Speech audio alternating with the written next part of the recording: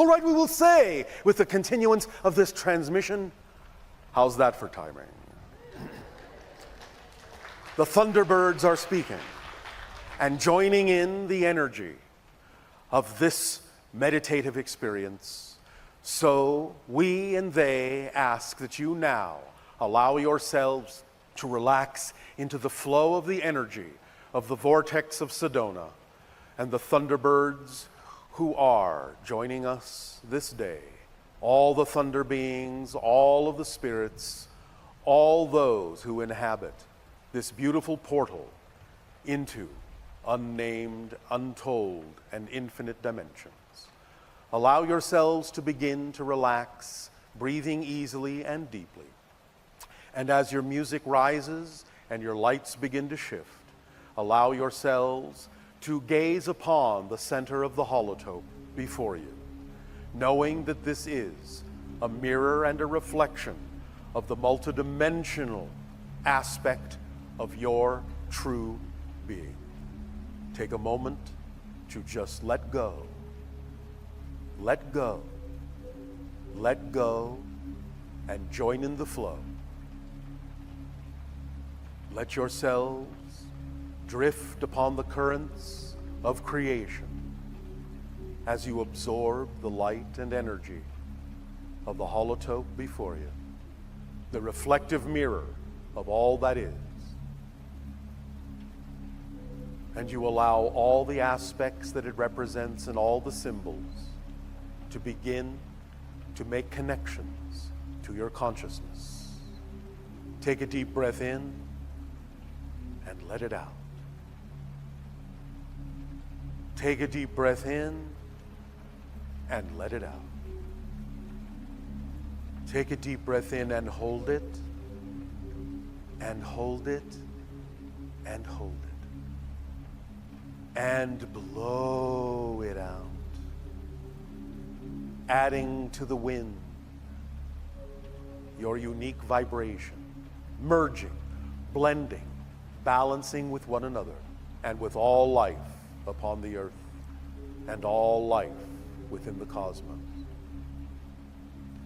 Gaze upon the different facets of shifting energy and light and sound, and let it sink in to your neurological net as it rewires the pathways of your brain, your body, as it invigorates and revitalizes, rejuvenates and re-energizes the cellular structure of your being, both in matter and energy and in spirit.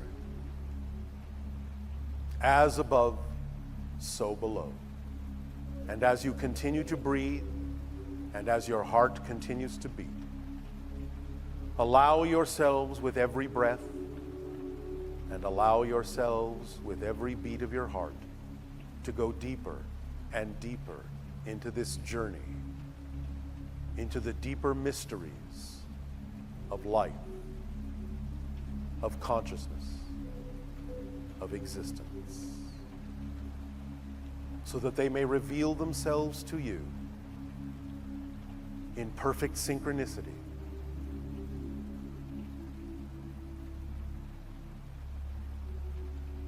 Allow yourselves to feel the flow of energy passing through you, surrounding you, immersing you, flowing through every part of your being. And allow yourselves to remember, when you find yourselves in any circumstance or situation, and you are uncertain of what to do, of how to be, or who you are, allow yourself to be reminded that the limitations you have chosen are there to be used in positive and beneficial ways, and that you always come back to center, and with every breath realign and reorient yourself back to center every moment back to zero, to redefine yourselves how you prefer, and to recognize that the guidelines and the parameters and the boundaries and the borders that you have chosen are for you what allows you to experience that precise conduit of information and energy to gain the most intense, the most alive experience you possibly can. To feel life coursing through your veins, so that with every beat of your heart, with every breath, and with every thought, you are rebalanced and realigned and fall perfectly within the guidelines and parameters that serve you best. And as you keep breathing and floating through the sea of energy, through the threads and lines of light that connect you to past, present, and future as you understand them, to the eternal now of all things, you know that you contain all the answers to all the questions that could ever arise within you. For they are always there, always here, always now, always accessible. You are never disconnected, nor can you ever be. You are never out of control, nor can you ever be. Whatever you experience is under your control. Whatever you experience is because of your connection to Source, to all that is, to existence itself. Infinite reflections shine in your eyes. Infinite understandings beat within your heart. Infinite knowledge forms within your mind, and infinite awareness is what your spirit becomes. Allow yourselves to drift and dream on the currents of creation, and allow them to crystallize within you the certainty of your being. For you are here, and you are now, and you are existence itself, the very fabric of creation, the very essence of life, expressing itself in all the ways that it possibly can. You are necessary. You are worthy. You are deserving of joy, love, life, and light just by the very fact of your existence. For there can be no mistake in your existence, and without you, creation would not be complete. Shine forth in your birthright. Shine forth in your lives so that you may be a living example, a shining example of what others can also choose to become. Drift and dream, drift and dream. In the cocoon of the infinite, you are wrapped in loving arms, in a warm embrace of support and unconditional love. It is your essence, it is your nature. Create and craft your lives, for you are the artists and the writers of your stories. Be the story you wish others to read. Be the art you wish others to see. Be the light that guides the way for those who feel lost in the dark. Just be It's all you have to do. It's all you have to do. It's all you have to do. And grace showers down upon you. Deep appreciation and gratitude. And life renewed in everlasting cycles.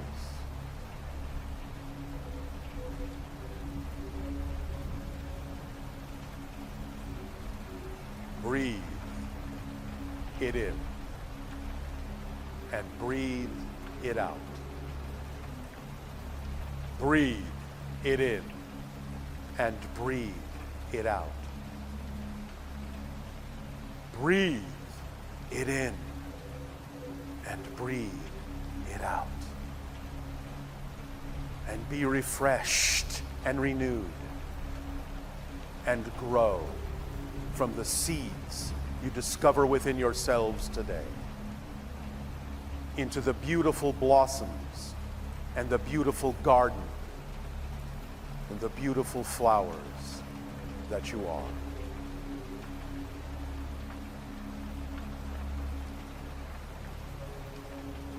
Drift along the currents now that flow through you of energy as it is given to you. The gifts of life that shower down from creation upon you. Never ending. Never ending. Never ending.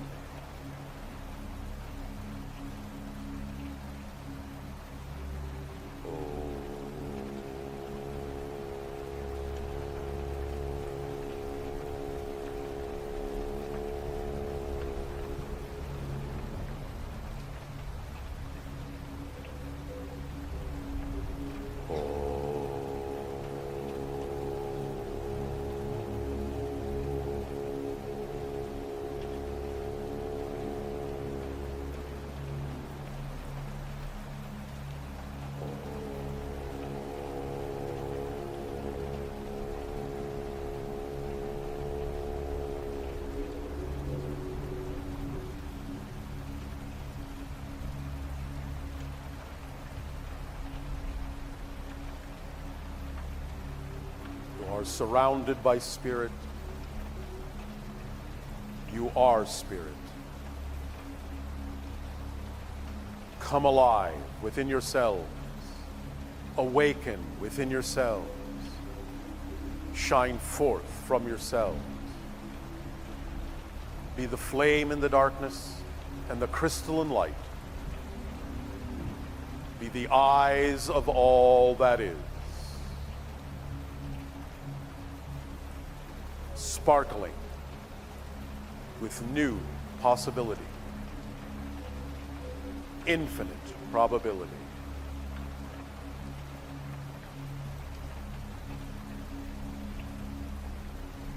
Be yourself. There is no one else to be. It is for you the gift that has been given to be you. To be you. To be you. Allow yourselves now to simply bask in the energy, to float freely and dream, to drift and float along the currents of creation and crystallize all that you have experienced for yourselves within your hearts, your minds, your higher minds, your spirit, your soul. You are cradled within creation. Be the child born again, born anew, that sees life through new eyes.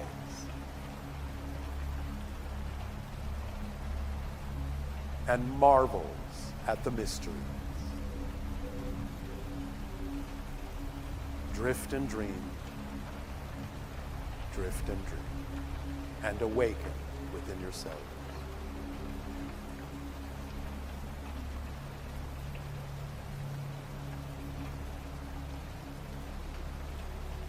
Our unconditional love to you all, our deep appreciation for you all, and our deepest gratitude with you all.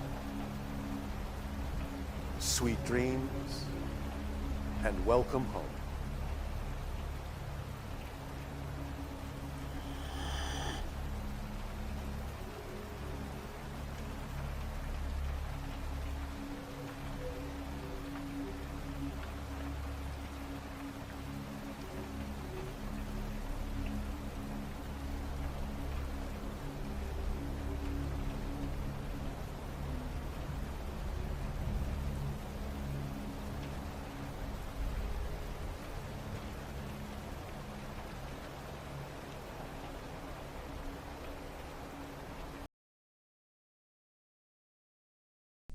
Now, when it is a positive belief, obviously this is representative of alignment with your true natural core self, and you don't mind that it is, in a sense, inspiring you to recreate it again and again and again and again.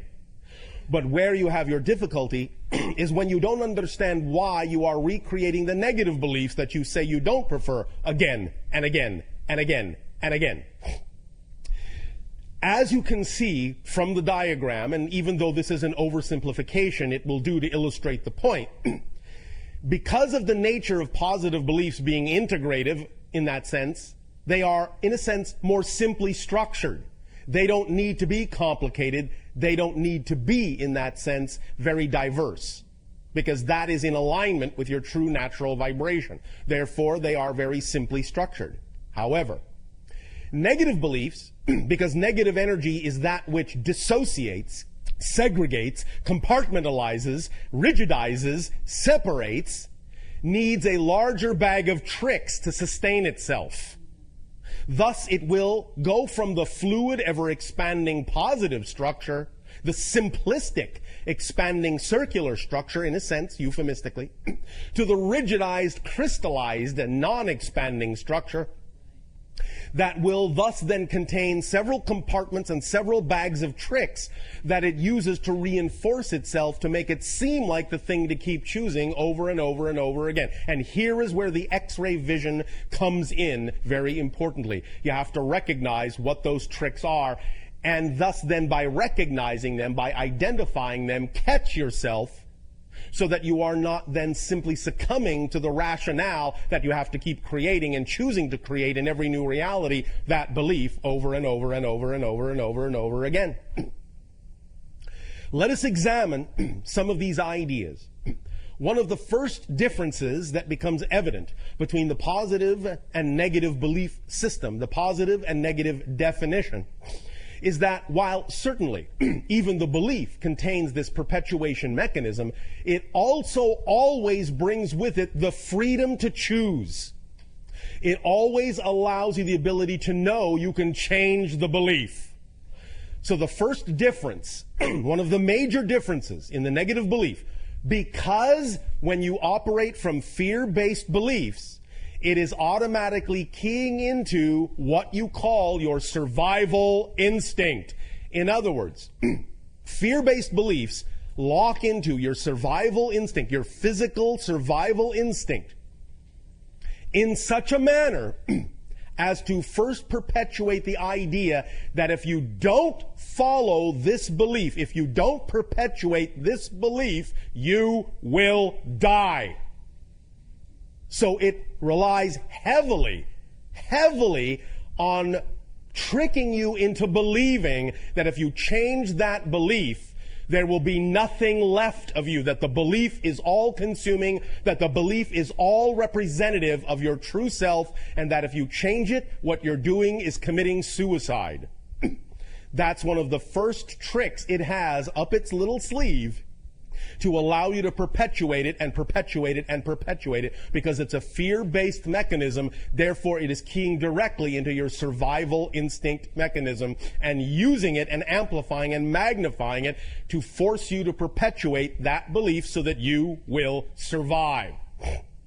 Now, the second thing that automatically happens when that mechanism is engaged, when you flip into the idea of a negative fear-based belief, is that in order for you to continue to perpetuate it, it must also reach into its little bag of tricks and make it seem as if it is not possible to change it. It simply cannot be changed. It simply doesn't have the ability to be changed. It must be perpetuated by its very unchangeable nature. So it traps you in a vicious circle of knowing that there simply is no way out at all, that the very nature, the very structure of the mechanism says there is no doorway here. It cannot be changed. This is where you live. There is nowhere else to go. This is your entire universe. It is eternal. It cannot change. But it also recognizes that it is fighting against, and I'm going to just use this terminology for now, it is fighting against a perpetual, non-ending, relentless stream of information from the higher mind attempting to reach your core being through this mechanism. Because the higher mind, the positive beliefs, and the higher mind are always sending information, always sending light, always sending guidance to guide you back to your natural self. Always. Within the yin and yang, there is always the opportunity to go in the opposite direction. Within the dark, there is always the doorway that leads to light. Within the light, there is always the doorway that leads to dark. But when you're in the light, you understand that that doorway that leads to the dark is just a choice, and it's only offered to you as an equal choice. But when you're in the dark, the doorway that leads to the light, from the dark's perspective, is something to be avoided at all costs.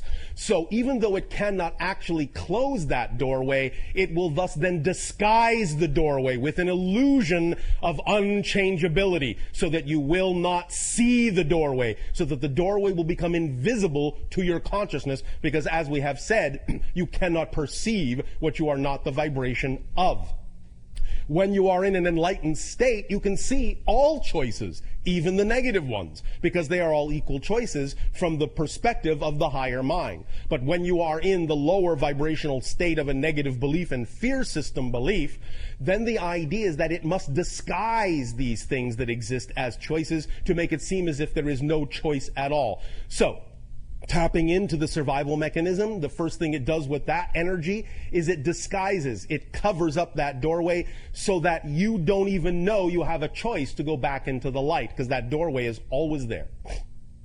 And the array of tools it uses to take your attention off that doorway, to make you look in any other direction other than that doorway that leads to the light, are these that are generally described surrounding the mechanism like, in a sense, a viral cell. Like the idea of electrons around the nucleus of an atom. And it will constantly switch back and forth and use these other tools and techniques in a variety of ways, in a variety of combinations, to constantly keep you off balance, to constantly keep you unable to see that doorway that leads to the light.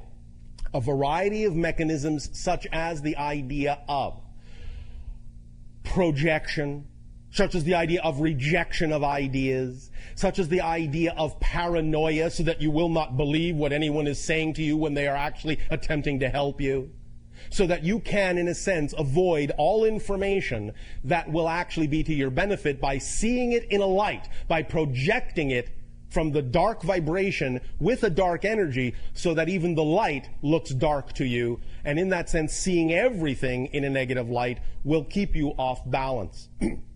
The idea thus then of all these things working together will keep you completely off balance until such time as you give yourself the opportunity to recognize that this structure exists.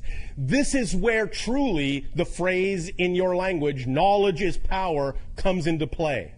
The very fact of illuminating this structure, the very idea of revealing and exposing in X-ray form that this structure exists, can give you an edge over it.